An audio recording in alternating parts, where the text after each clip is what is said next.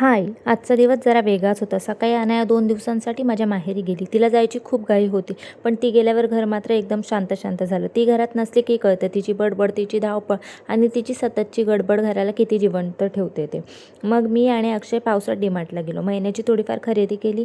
बाहेर छान पाऊस पडत होता, त्यामुळे शॉपिंगसोबत थोडा वेळ एकत्र घालवायलाही मिळाला. घरी आल्यावर अक्षयच्या आवडीचं चिकन सुक्का बनवलं. त्याची पूर्ण रेसिपी आणि आजचा सगळा व्लॉग चॅनलवर अपलोड केला आहे. अजून पाहिला नसेल तर नक्की जाऊन बघा.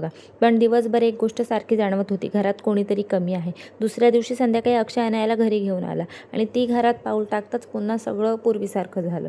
तिची मस्ती, तिची बडबड, तिचं इकडून तिकडे पण क्षणात घर पुन्हा भरून गेल्यासारखं वाटतं. खरंच मुलं घरात असली की घराला फक्त आवाज नाही तर एक वेगळीच ऊब आणि रौनक मिळते. असेच आमच्या साध्या आयुष्यातले छोटे छोटे क्षण तुमच्यासोबत शेअर करत राहील. आणि हां, नवीन व्हिडिओ बघण्यासाठी चॅनलला सबस्क्राईब करा. पुन्हा भेटू पुढच्या व्हिडिओमध्ये. Bye, take care.